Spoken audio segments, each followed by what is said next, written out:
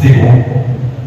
எங்கள் நோக்கி சிந்தார்கள் கர்த்தாவே இந்த பெரிய வெளிக்காக நடத்துகிறோம். கர்த்தாவே சுவாமி ஏதோ மீட்பின் நாளுக்காய் என்னுடைய ஆத்மாவை மீட்கும்படியான ஒரு திருப்பதியின் நாளுக்காய் கர்த்தாவே இன்னும் வாழ்க்கையிலே அப்பா நாங்கள் கிட்டி சேர சிலுவையின் மேன்மையை அப்பா நாங்கள் இன்னுமாய் கண்டுகொள்ள ஒரு நல்ல ஒரு நாளுக்காய் கர்த்தாவே பெரிய செய்கிறாங்க. இருக்கின்ற ஒவ்வொருடைய வார்த்தையை அப்பா எல்லாமே வளர்ந்து சொல்லிக்கிறோம். பேச கவனிச்ச என்னையும் சுவாமி காயத்திற்கு நன்றி ராஜா பெரிய கடன் செய்கிறாங்க. இயேசு கிருஷ்ணாவை ஜெபிக்கிறேன். இயேசு கிருஷ்ணன் நாமத்தினாலே ஒவ்வொரு வார்த்தையை அமைக்கின்றேன். இந்த வாய்ப்பை நல்கிய என் தேவனுக்கும் திருச்சபை போதவர்களுக்கும் நிர்வாகக்குள்ள ஒவ்வொருவருக்கும் என் நன்றிகளை எடுக்கிறேன். 4 வார்த்தையை நாம் கேட்டோம். 5வது வார்த்தையை கேட்க போகின்றோம். சிலுவை வாழ்க்கையில் ஒரு முக்கியமான ஒன்றாக இருக்கின்றது. இயேசுடைய பிறப்பை காட்டிலும் அவருடைய இறப்பு ரொம்ப ரொம்ப முக்கியம். ஒருவேளை சிலுவையில் அவர் மறிக்கவில்லை என்று சொன்னால் கிறிஸ்தவம் என்று ஒன்று பிறந்திருக்க வாய்ப்பே இல்லை. நாம் விசுவாசி என்று சொல்லிக்கொண்டு திருச்சபைக்குள் நம்ம ஒருவருக்கும் தம்பிய சொல்லாக இருந்து கொண்டே இருப்போம். ஆனால் சிலுவை ரொம்ப ரொம்ப முக்கியம். இயேசுவின் பிறப்பை காட்டிலும் அவருடைய இறப்பு ரொம்ப ரொம்ப முக்கியமாக இருந்து கொண்டே இருக்கின்றது. சார்லஸ் ஸ்பர்ஜன் ரொம்ப ஃபேமஸான ஒரு பிரசங்கியார். அவர் சொல்லுகின்றார், சிலுவையும் சேர்த்து அவரை பின்பற்ற நாம் தயாராக இல்லாவிட்டால், சிலுவையும் சேர்த்து அவரை பின்பற்ற நாம் தயாராக இல்லாவிட்டால் நாம் கிறிஸ்துவின் ஊழியக்காராக இருக்க முடியாது. நாம் கிறிஸ்துவ ஊழியக்காராக இருக்க முடியாது சொல்லி ஆணைத்தரமாக சொல்கின்றார். சிலுவை நம் வாழ்க்கையிலே ரொம்ப ரொம்ப முக்கியமான ஒன்று. வேதம் சொல்கின்றது, அனுதினமும் என் சிலுவை எடுத்துக்கொண்டு என்னை பின்பற்றாதவன் என்னை விசேஷனா இருக்க முடியாது சொல்லி வேதம் சொல்கிறது. நமக்கு அனுதினமும் பாடல் உண்டு. நிறைய பேர் சொல்வாங்க, எனக்கு நிறைய கஷ்டம் இருக்குது, பாடல் இருக்குது. உண்மையாகவே அந்த பாடல்கள் வழியாக, அந்த கஷ்டத்தின் மத்தியிலே அந்த வழியாக தான் நாம் தேவனை மகிமைப்படுத்த வேண்டும். எந்த ஒரு நபரும் வந்து அந்த பாடல்களை, கஷ்டத்தை, துக்கத்தை நாம் ஸ்கிப் பண்ணி போக முடியாது. அதை தவிர்த்து நாம் போகவே முடியாது. இயேசு கிறிஸ்து பிரசங்கம் செய்த அநேக காரியங்களுக்கு மலைப்பிரசங்கத்தை பார்த்திருக்கிறோம். அநேக ஓமை மூலமாக பேசியிருக்கிறார். அநேகரை பேசிக்கொண்டே இருக்கிறார். அந்த காரியத்தில் எல்லா பிரசங்கத்தை காட்டிலும் இயேசுடைய அந்த சிலுவை பிரசங்கம், இயேசு சிலுவையிலே அந்த செய்த பிரசங்கமானது ஒரு முக்கியமான ஒன்றாக இருக்கின்றது. அந்த ஒரு மகத்தான பிரசங்கத்துக்கு ஈக்குவலாக ஒரு எதுவுமே சொல்ல முடியாது. இயேசுடைய 7 வார்த்தைகளும் ஒரு பொன் தகட்டால் குறிப்பிடப்பட வேண்டிய வார்த்தைகள். அதே காலையில் சொல்லிக்கொண்டே போகலாம். நிறைய சில கல்வெட்டுலாம் பார்க்கும்போது என்ன பண்ணுவாங்கன்னா, கல்லை பிடிப்பாங்க. முக்கியமான ஒன்றாக இருந்தால், ரொம்ப முக்கியம்னு சொன்னால் அதை பொன் தகட்டால் குறிப்பான்னு சொல்லுவாங்க. அப்படியா இந்த 7 வார்த்தையுமே பொன் தகட்டால் குறிக்கப்பட வேண்டிய வார்த்தைகள். ஓகே, இப்போ பார்க்கும்போது 5ஆம் வார்த்தையை பார்க்க போகிறோம். 5ஆம் வார்த்தை ரொம்ப ரொம்ப முக்கியமான ஒன்று. யோவான் 19:28 போடப்பட்டிருக்கிறது.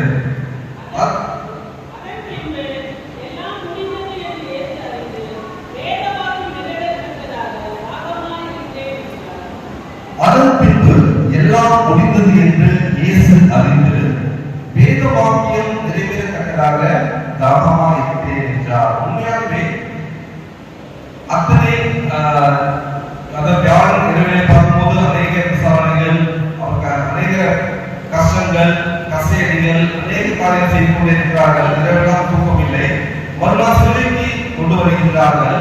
கொண்டு வரும்போது அநேக பாடுகள்.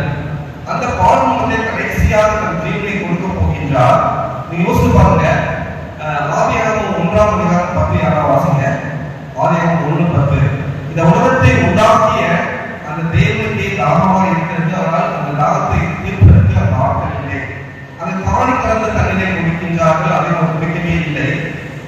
ஆனால் இந்த உலகத்தில் இருக்கிற எல்லா கடல், ஊற்று, ஓடை, ஏரி, குளம், குட்டை எல்லாவற்றையும் உருவாக்கினவர் அவருக்கு தான் தண்ணீர் கொடுக்க, அந்த தண்ணீரை குடிப்பதற்கு வாய்ப்பு இல்லாமல் போகிறது. ஆதியாகமம் 1:10 யாராவது வாசிங்க.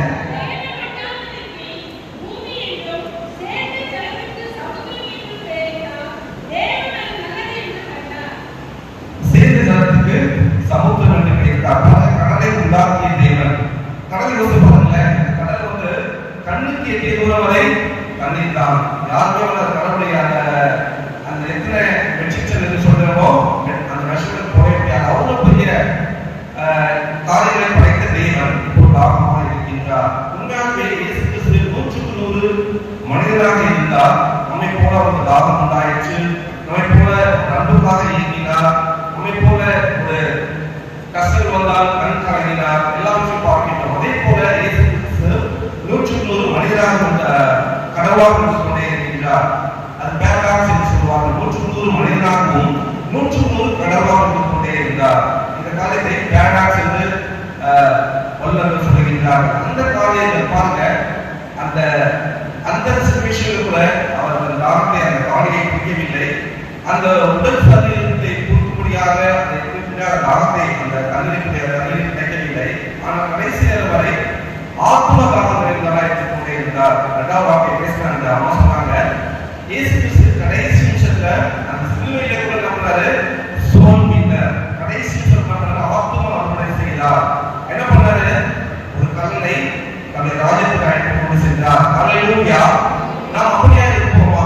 கடைசி நிமிஷம் வரை 3வது வாக்கியம் பேசும்போது சொன்னாங்க, அந்த லாஸ்ட் மினிட் ரொம்ப ரத்தம் சுட்டுகிற தாயை பார்த்து ஒரு பராமரிப்பு யோவானை வைத்து சென்றார். அதே போல எல்லா வாக்கியம் பார்த்து கடைசி நிமிஷத்துல என்ன பண்றாரு? அந்த சூழ்நிலையாக அந்த ஆத்மாவுடைய கல்லறையில் மனம் அவருடைய செய்கின்றார். நம்முடைய வாழ்க்கையில பார்க்கும்போது அந்த ஆத்ம தாகம், அந்த ஆத்ம அறுவடை இருந்து கொண்டே இருக்க வேண்டும். அப்படி இல்லை சொல்லிக்கொண்டதே தண்டனை இல்லை. யோசிப்பாங்கல்ல, நம்முடைய அமெரிக்கன் அட்மினிஸ்ட்ரேஷன் வேலை செய்யற இடத்துல 1880 என்ன பண்ணிருக்காங்க? இந்த ஸ்தானத்தை கொண்டிருக்காங்க. இன்னொரு சில ஆண்டுகள்ல 150வது பொன்விழா கொண்டாட போகின்றோம். ஆனால் நெருங்கிய திருச்சபைகள் குறைவாக இருந்தாலும் அவங்க பாருங்க, சுமார் ஒரு கால்குலேஷன் போட்டு பார்த்தேன். சென்னை டு அமெரிக்கா எத்தனை கிலோமீட்டர் சொன்னாக்கா 14,500 கிலோமீட்டர். என்ன பண்ணுறது? 15,000 கிலோமீட்டர் போகலாமே. 15,000 கிலோமீட்டர் தாண்டி என்ன பண்றாங்க? மிஷனரிகள் நம்முடைய ஆத்ம அறுவடை, நம்முடைய ஆத்மா ரொம்ப முக்கியம் சொல்லப்பட்டிருக்காங்க. இந்த சர்ச்சை ஆரம்பிச்சிருக்காங்க. அவங்க ஆரம்பிச்சாங்க என்ன பண்ணுறது? எனக்கு ரொம்ப ஃபீலிங்கா இருக்கு. ஏன் சென்னையில ஒரு சிட்டி கூட ஆரம்பிக்கல. நிறைய முக்காவாசி கிராமத்துல ஆரம்பிச்சிருக்காங்க. கிராமத்துல ஆரம்பிச்சு அவங்க டேமோட அம்மா இருக்காங்க. நம்ம மாட்டேங்க அவங்க அமெரிக்காவுக்கு ரொம்ப கஷ்டப்பட்டுருக்காங்க. அவங்க வீட்டுக்கு போக சொல்றாங்க. ஒரு வீட்டில் ரொம்ப பிரச்சனை. இங்க வந்தாங்க. இங்க வந்து தமிழ் பிஏ லிட்ரேச்சர் படிச்சு தமிழ் நல்லா பேசி நிறைய புக்ஸ் எழுதியிருக்காங்க. நிறைய தமிழ் யூனிவர்ஸ் பாஸ்ட் பண்ணி அவங்க பத்தி பாருங்க. நம்ம மேல் இருக்கிற ஆத்ம தாகம், அந்த 15,000 கிலோமீட்டர் தாண்டி இருக்கிற அந்த அமெரிக்க மிஷனரிகள் நம்மை நோக்கி வந்தார்கள். நாம் என்ன செய்து கொண்டிருக்கிறோம்? ஒருமுறை ஒரு போர் வந்து என்னை வந்து கேட்டாரு, பிரதர் கான்சூமர் பக்கத்தில் ஒரு சர்ச் இருக்குது, நீங்க வாங்க மெசேஜ் சொன்னாரு. வந்து டக்கு யோசிச்சேன், எப்படி கான்சூமர் போகிறது? எதிராக போகணும், சைடாக போகணும், சைடாக இருக்கணும், அப்படி ரொம்ப டைம் இருக்குல்ல, ரொம்ப யோசிக்கிறோம். ஒரு சின்ன காரியம் நம்ம ரொம்ப யோசிக்கிறோம். ஒரு சில பார்த்து சொல்லுவாங்க, அக்கா வந்து ஒரு ஆன்லைன் பே நடக்குது, வாங்க கான்சூமர் பண்ணணும், அப்படின்னு வரமாட்டோம். அண்ணன் கேட்க வந்தாலும் மாட்டேன், நான் எங்கேயும் வரமாட்டேன். இதே அந்த சகோதரி வந்து அவங்களை பார்த்து, அக்கா வாங்க டீலர் போகலாம், ஷாப்பிங் போகலாம் பண்ணுவாங்க. தூரமா அண்ணன் கேட்க அவசியமே இல்லை, அடிச்சு வருவாங்க. உலகத்தில் என்ன பண்றோம்? முக்கியத்துவம் கொடுக்கின்றோம். ஆரோக்கிய வாழ்க்கையிலே நாம் முக்கியத்துவம் கொடுப்பதே இல்லை. இயேசு கிறிஸ்து சரித்திலே பார்க்கும்போது ஆகமா இருந்தார். அவர் ஆரோக்கிய இருக்கவில்லை. ஆத்ம தாகமுள்ளவராய் இருந்தார். ஆத்மா தாகத்தை நாம் கொடுக்கக்கூடியதாக அழைக்கப்படுகின்றோம். அதற்காக இந்த திருச்சபை விசுவாசிகள் எல்லாமே கொண்டே இருக்கின்றோம். ஒரு சின்ன கேள்விக்கான கேட்கிறேன். இந்த சிலுவை தியானம் அதே காரணம் செய்து கொண்டே இருக்கிறோம். மெயின் பர்பஸ் சொல்ல முடியுமா? என்ன நோக்கம்? எதுக்காக வாசிங் போடுறோம், நிறைய உடலை வருத்தி கொள்றோம், சர்ச்சை 4 நாள் வரும், எல்லாமே செய்யறோம். என்ன பர்பஸ் சொல்ல முடியுமா?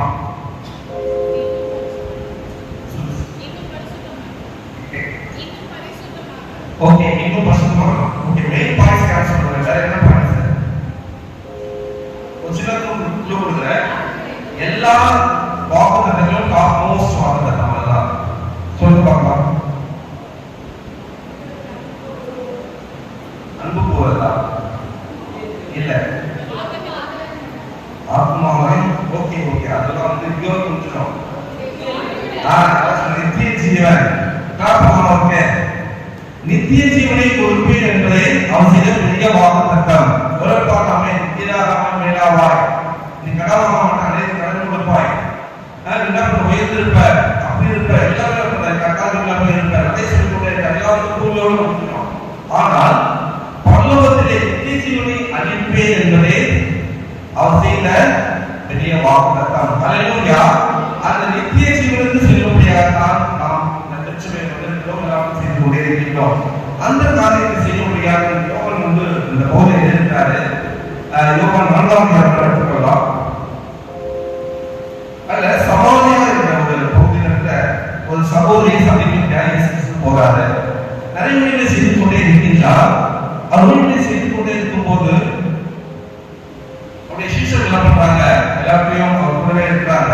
கடைசியாக இந்த சமாதியை பார்க்க வராங்க. அந்த யோசிச்சு பாருங்க, இந்த ஸ்திரீயை பார்க்கும்போது வந்து ஒரு விமர்சன ஸ்திரீ, பாவப்பட்ட ஒரு ஸ்திரீ, அவரை காணும்படியாக இயேசு ஒரு பயணம் பிளான் போடுறாரு. அந்த சமயத்துல பார்த்து அவங்க என்ன இல்லை சொல்லுங்க, என்ன இல்லை சாப்பிடுறது சாப்பாடு இல்லை. சீஷன் என்ன பண்றாரு, தனியா அனுப்பிட்டாரு. அவங்க போறாங்க சாப்பாடு அவங்களுடைய பக்கத்துல எடுத்து போயிடுறாங்க. அதனால இயேசு கிறிஸ்து அந்த பெண்ணை தனியா பார்க்கும்படியாக என்ன பண்றாரு, வராது. வந்து பேசிக்கொண்டே இருக்கிறாரு. பக்கம் வராது. வந்து தண்ணி கேட்கிறாரு. தண்ணி கேட்கும் போது பெண் என்ன சொல்றா, நீங்க வந்து யூதரா இருக்கீங்க, நாங்க சமாளிய வந்து சமுதாயத்தில் புறக்கணிக்கப்பட்ட ஒரு மக்களா இருக்கிறோம். நான் வந்து இப்படி தண்ணி சொல்லி சொல்றாரு. ஆனால் அவர் சொல்றாரு, ஏன்னா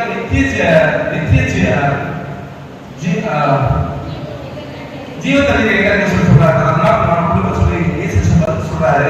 இப்படி பேசிக்கொண்டே இருக்கும் போது அந்த பெண்ணை சொல்றா, ஆர்வம் பண்ணிக்கொண்டே இருக்கா. கடைசியாக கதை சொல்றாரு. எடுத்து வாசிக்கலாம்.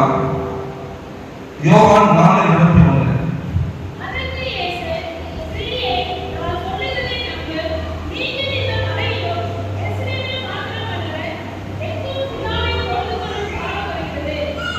யோசிப்பாங்கல்ல, ரொம்ப அருமையான கான்வர்சேஷன். ரெண்டு பேசிக்கிட்டே இருக்காங்க. ரொம்ப கேஷுவலா பேசுறாரு. அவங்க பாவப்பட்ட ஸ்திரீ தான், ரொம்ப கேஷுவலா பேசுறா. ஸ்திரீயே என்னை நம்பு. அந்த பெண்ணு நம்பவே இல்லை. கடைசியா அவங்க பண்றா, பிற்கால பார்த்து நம்புறா. சின்ன பாட்டு போறோம். இஸ்ரவேலே கர்த்தரை நம்பு, கர்த்தரை நம்பு, கர்த்தரை நம்பு. இஸ்ரவேலே அவரும் துணையும் ஏகமானவர், அவரும் துணையும் ஏகமானவர்.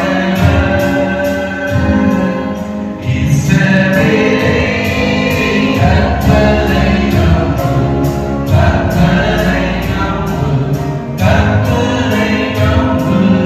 இஸ்ரவேலே அவரும் துணையும் ஏகமானவர்,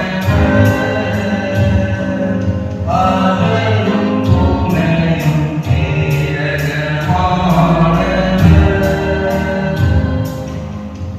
இந்த ஸ்திரீயை பத்தி நம்ம நிறைய கேட்டிருக்கோம்.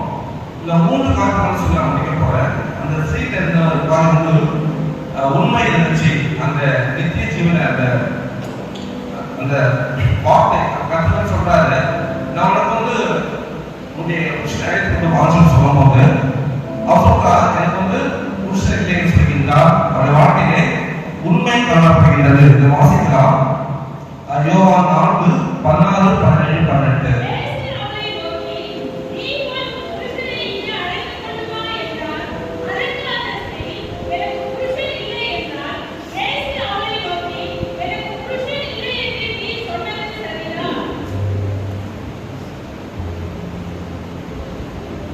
பாருங்க, அவன் செய்யற தவறுதான். அந்த தவறா இருந்தாலும் கூட அவன் என்ன பண்றான், உண்மையை பேசுகின்றான். அப்ப இயேசு சொல்றாரு, உனக்கு வந்து 5 நிமிஷம் இருந்தாங்க, இப்போது இருக்கிறவங்களுடைய கணவன்ல நீ உண்மையை சொன்னாலும் அவரை இயேசு கிறிஸ்து வெற்றி கொண்டதை பார்க்கிறோம். இரண்டாவது, இயேசு கிறிஸ்து வந்து அவர் தீர்க்கதரிசி. 19 வாசிங்க.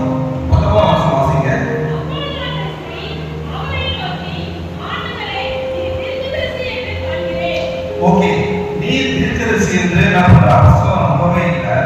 இப்ப என்ன பண்றா? அவர் தீர்க்கதரிசி என்று காண்கிறேன் என்ற வார்த்தையை சொல்லுகிறார். பாருங்க, உண்மையுள்ள சோதனையா இருக்கிறார். வாழ்க்கையில உண்மை இருக்கிறதா? நிறைய பேர் பண்றோம். அநேக காலத்துல போய் எங்க ஃப்ரெண்ட் வந்து இருக்காரு. அவரு எங்க சர்க்கிள் நாங்க சென்னையில வந்து சின்ன சின்ன கதை போய் சொல்லுவாரு. அது வந்து எல்லாம் போய் சொல்லாம இல்ல, ஆனா சின்ன சின்ன கதை பண்ணுவாரு. உண்மையா இருக்க மாட்டேன், எல்லாம் போய் சொல்லி கொண்டே இருப்போம். அப்படி இருக்கோமா? நான் இயேசு கிறிஸ்துவுக்கு உண்மையா இருக்கும் போது என்ன பைபிள் சொல்றது?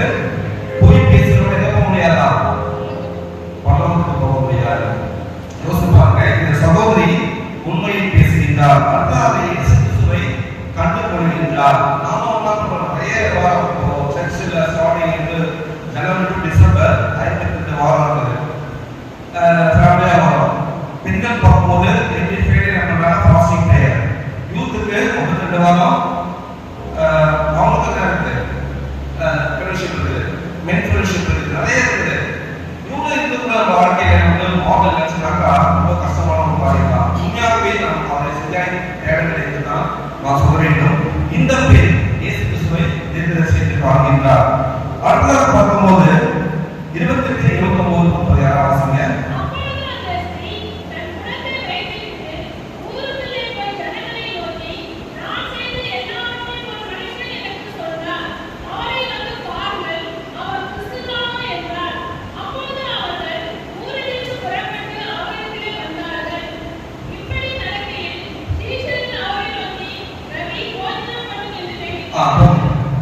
அப்பொழுது அந்த ஸ்திரீ தன் குலத்தை வைத்துவிட்டு ஊருக்குள்ளே போய் ஜனங்களை நோக்கி பிரசங்கம் பண்ணுகிறார். உண்மையாகவே உடனே ஜஸ்ட் அப்படியே வெளிப்படுகிறார். பாருங்க, இயேசு கிறிஸ்து நீங்க இந்த சர்ச்சில் நம்ம பார்க்கல, அவங்க வார்த்தை கேட்கலாம். முன்னாடி கேட்கிறாங்க. முன்னோர்கள் என்ன பண்ணாங்க? இந்த மழையில வந்து தேவனை தொழுது கொண்டாடி அவர் ஆகியம் பண்றா. ஆனா இயேசு கிறிஸ்துவை பார்ப்பீங்க இல்லை. நான் ஒரு இமேஜின் பண்ணி பார்ப்பேன். நம்ம ஏன் இயேசு கிறிஸ்து போட்டு நம்ம பிறந்திருந்தா என்ன பண்ணிருக்கலாம்? அவர் போய் தொட்டு பார்த்துருக்கலாம், அவர்கிட்ட பேசியிருக்கலாம், நிறைய கேள்வி கேட்டுருக்கலாம்ல. ரொம்ப சந்தோஷம் வச்சு அந்த இமேஜின் சொல்றேன். அந்த சீக்கிரம் பாக்கியம் கிடைக்குது. அவன் என்ன பண்றா? இயேசுவை நேரடியாக பார்க்கிறால் என்ன சொல்லுவாங்க? தனித்தால் ஊழியம் சொல்லுவாங்க. இந்த ஊழியத்தை நம்ம செய்ய வேண்டும். உண்மையாகவே நம்முடைய ஆபீஸ்ல இருந்து இருக்கிற நம்ம கூட இருக்கிற மக்களோட சாப்பிட தனியா நீங்க அப்படி இயேசு பத்தி சொல்லலாம். அது நம்ம எதிர் வீடு, பக்கத்து வீடு, காய்கறி கொண்டு வராங்க, நிறைய பேர் இருக்கிறாங்க. யாராவது தனியா உங்களுக்கு வாட்டர் கிடைக்கும், என்ன பண்ணலாம்? இயேசுடைய அன்பை சொல்லி அவருடைய ஆத்மாவை நாம் செய்து கொண்டே இருக்க வேண்டும். இப்படியா செய்யும்போது இந்த நாம் தேவனுடைய சமூகத்தை பெரிய பாக்கியமாக காணப்படும். என்ன பண்றா? உடனே குலத்தை வைத்துவிட்டு ஊருக்குள்ள போறா. ஊருக்குள்ள போயிட்டு பெரிய அந்த கிராமத்துக்கு அத்தனை பேர் கொண்டு வரா. கொண்டு அவர் வரும்போது அந்த மக்கள் சொல்றாங்க, நீ என் சொல்றதுனால அல்ல, இந்த வார்த்தைக்கு நான் என்ன பண்றாங்க ஏற்றுக்கொள்ள சொல்றாங்க. அவர் வந்து உலக ரட்சகர் என்ற படத்தை கொடுக்கின்றார்கள். அல்லேலூயா, உலக ரட்சகர். உண்மையாக இயேசு கிறிஸ்து இது ஒரு கூட்டத்துக்கு மாத்திரமல்ல, சென்னைக்கு மாத்திரமே அல்ல, இந்தியா மாத்திரமல்ல, உலக எல்லா விஷயத்துக்குமே அவர் உலக ரட்சகர். அல்லேலூயா. ஒரு சென்சஸ் போட்டுருக்காங்க. இப்ப நிறைய பேர் சொல்லிக்கலாம், இப்போ இந்தியா பொறுத்தவரை வந்து இந்துஸ்டைய பர்சன்டேஜ் 22 இருக்குது. நாங்க தான் எல்லாமே, நாங்க தான் என்ன செய்வோம், நாங்க தான் பார்ப்போம், கட்டுவோம், ரொம்ப பேசுறாங்க. ஆனால் வேர்ல்டு லெவல் பார்க்கும்போது அவங்களுடைய சென்சஸ் ரொம்ப ரொம்ப கம்மி.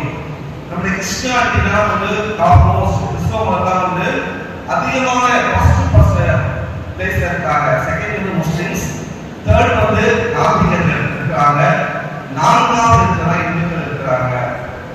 யோசிப்பாங்க. அதனால நம்ம வந்து இந்த இடத்தை வச்சு நம்ம இயேசு கிறிஸ்துவை எடை போடவே கூடாது. வேர்ல்டு லெவலில் நம்ம தான் ஃபர்ஸ்ட். ஹல்லேலூயா. ஆத்துமாவனை கண்டதுடைய காலை எழுந்தது முதல் காலை விடிலிருந்து கடைசி நிமிஷம் வரை இயேசு நாமம் வந்து கொண்டே இருக்கிறது. வேர்ல்டு வைட் எல்லா சர்ச்சஸும் ஏதாவது ஒரு புறம் வந்து கொண்டே இருக்கிறது. ஆத்துமாக்கள் சேர்ந்து கொண்டே இருக்கிறார்கள். உலக ரட்சகர் தன் வேலையை செய்து கொண்டே இருக்கின்றார். இந்த சமாதியை போல அநேகர் மாறிக்கொண்டே இருக்கிறார்கள். நிறைய சாட்சிகள் இருக்கும். குடிகாரர்கள் மாறி இருக்காங்க, கொலகாரர்கள் மாறி இருக்காங்க, புறப்பேசுறவங்க மாறி இருக்காங்க, குழப்பத்தை உண்டு பண்ணிருக்கவங்க மாறி இருக்காங்க. நிறைய ரொம்ப கோவப்படுவாங்க. இயேசு செய்வாங்க, ரொம்ப பயங்கரமான கோவம், கோவப்படுறதே இல்லை, சாந்தமா இல்லை. சாஸ்திரியில் வந்து ஒரு சகோதரர் இருந்தார். இப்போ வந்து ஒரு வருஷம் ஐயா தெரியும். அவருடைய பேர் வந்து முனுசாமி. அவர் பயங்கரமா பதில் பிடிப்பாரு. ஆனா அந்த அவருடைய மனைவி இயேசு ஏற்றுக்கொண்டாங்க, பிள்ளைகளாம் ஏற்றுக்கொண்டாங்க. அவர்தான் புதுசு வருவாரு வந்து பயங்கரமா கத்தி வீட்டில் இருக்கிற அவருடைய புடவை பசங்களுடைய ட்ரெஸ் எல்லாமே என்ன பண்ணுவாரு, காலில் போடுவாரு. அவங்க செஞ்சு வச்ச சாப்பாடு கொண்டு அந்த துணி மேல போட்டு நல்லா குழைச்சி யாரெல்லாம் இருக்காங்க வச்சு தூக்கி அப்படியே தூக்கி அடிப்பாரு. கடைசியில இயேசு கிறிஸ்து அவரையும் மாற்றினார். ஹல்லேலூயா. எக்ஸஸ்ல வந்து ஆலிவ் ட்ரீ வைப்போம். லட்சுமண முத்திரத்துல நல்லா ஆலிவ் ட்ரீ வைப்போம். ஒரு ரட்சிக்கப்பட்டது என்ன பண்ணுவாருன்னு சொன்னாக்கா, அந்த ஆலிவ் ட்ரீ வைக்கும்போது உதாரணத்துக்கு மேல ஒரு சேஃப் கார்டா வருவார். நிறைய லேடிஸ் சேர்ந்து வருவாங்க. அவங்க அழகா அழைத்து கொண்டு சேஃப் கார்டா வருவார். அவ்வளவு மோசமா எவ்வளவு சாட்சி நடக்காது. விமானமும் இப்படி மாறப்பான்னு சொல்லிட்டு கேட்கிற அளவுக்கு நிறைய பேர் மாறிருக்காங்க. உண்மையாகவே இந்த சமாளிச்சு அவருடைய வாழ்க்கை ஃபுல்லாக கரைகளாய் மாறியது. அவர் வந்து ஒரு ஊழியக்காரியாய் மாற சொல்லி சட்டம் சொல்கின்றது. உண்மையாகவே இயேசு கிறிஸ்துவால் நம்முடைய வாழ்க்கையிலே எந்த பாவத்தையும் நீக்க முடியும், மறுவாழ்வு அளிக்க முடியும். இந்த சமாளியை கொண்டு அநேக காரியங்களை நம்ம சொல்லிக்கொண்டே போகலாம். இதுக்காக ஒரு செய்தியாக மாற சொல்லி சட்டம் சொல்கின்றது. அவர் ஊழியம் செய்த அநேக அனுபவங்களை கொள்ள சொல்லி பார்க்கின்றோம். நம்முடைய வாழ்க்கையில ஏதோ இந்த கோர்ட்ல வந்து இந்த சர்ச்ல வந்து உள்ளதாகி நம்ம ஏதோ செய்து கொண்டு சொல்லி அப்படி இல்லாமலுக்கு நம்மளும் இந்த பகுதியில் வந்து அந்த சமாவேசியை போல நம்ம யோசிக்கலாம். நான் வந்து இப்படி இருக்கிற நம்ம சொல்லுவாங்க, அப்படி அல்ல. ஜெபம் செய்யுங்கள், கர்த்தர் ஆத்மாவை காட்டுவார், அவனை அறுவடைக்கு அழைத்து வாங்க. எப்படி சமாளம் ரொம்ப போல்டா போனாங்க, பெரியவங்க போங்க போட்டு திருச்சபைக்கு ஆத்மாவை கொண்டு வாருங்கள். உடனே கீழ்ப்படிந்தார். 15 கிலோமீட்டர் தாண்டி அமெரிக்காவில் ஒரு விஷயம் இப்படியெல்லாம் ஒரு தமிழ் பார்த்தாங்க. அதே போல நாமும் இயேசு கிறிஸ்துவாக ஆத்மாவை செய்து அழைக்கப்பட்டிருக்கிறோம். ஜெபம் செய்யலாமா? நாம் எழுந்து ஒரு சின்ன ஒரு ஜெபத்தை எடுத்து நாம் அமர்வோம்.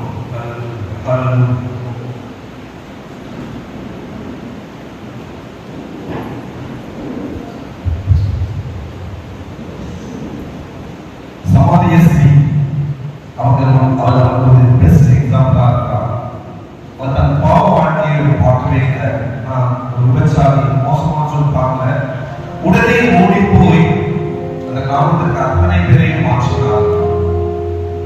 நம்முடைய வாழ்க்கைக்குள்ள அந்த பாவத்தை பார்த்து அப்படின்னு நான் சொல்லி மாறுவாங்களா, நான் சொன்னா இந்த நபர் மாறுவாரான்னு சொல்லி யோசிக்க வேண்டிய அவசியமே இல்லை. ஆத்மா அறுவடை செய்பவர் இயேசு கிறிஸ்து. ஆத்மாவை கொண்டு வருவது இயேசு கிறிஸ்து. நம்ம ஒரு வாய்ப்பாளரை இயேசு கிறிஸ்து பயன்படுத்த விரும்புகின்றார். அந்த சமாதியை கொண்டு அந்த ஆத்மா பாரம் நமக்கு கொஞ்சமாக இருக்க வேண்டும். பாருங்க, ரட்சிக்கப்பட்ட அந்த ஒரு மணி நேரத்திலே, ஒரு சில மணி நேரத்திலே அந்த கிராமத்தையே மாற்றினார். நம்முடைய வாழ்க்கையிலே எவ்வளவு ஆண்டுகளாக நாம் சம்பாதிக்கின்றோம். ஒரு ஆத்மாவாய் வந்து திருச்சபைக்கு கொண்டு இருக்கிறோமா கிறிஸ்து பார்க்க வேண்டும். ஹல்லேலூயா. இயேசு கிறிஸ்து ஒரு சின்ன கேள்வி கேட்கிறாச்சுமே, உனக்காக நான் மதித்தேனே, எனக்காக நீ என்ன செய்தாய் நான் கேள்வி கேட்டா நம்ம எங்க போய் எடுத்துக் கொள்வோம்? நான் மட்டும் நான் ரட்சிக்கப்பட்டது போதும், என் கணவர் ரட்சிக்கப்பட்டது போதும், என் பிள்ளை ரட்சிக்கப்பட்டது போதும், நாங்க என் குடும்பமா பலவம் வந்தா போதும் சொல்லிட்டு இயேசு கிறிஸ்து இந்த கேள்வி கேட்டார். சபா அப்பா அநேக ஆத்மாக்களை கொடுத்தே என்று நாம் எப்படி சொல்லுவோம்? ஹல்லேலூயா, ஹல்லேலூயா. உனக்காக நான் மரித்தேனே, எனக்காக நீ என்ன செய்தாய்? உனக்காக நான் மரித்தேனே, எனக்காக நீ என்ன செய்தாய்? எனக்காக என்ன செய்தாய்? இயேசு என்றால் என்ன நிலை என்று கேட்டிடும் எத்தனை பேர்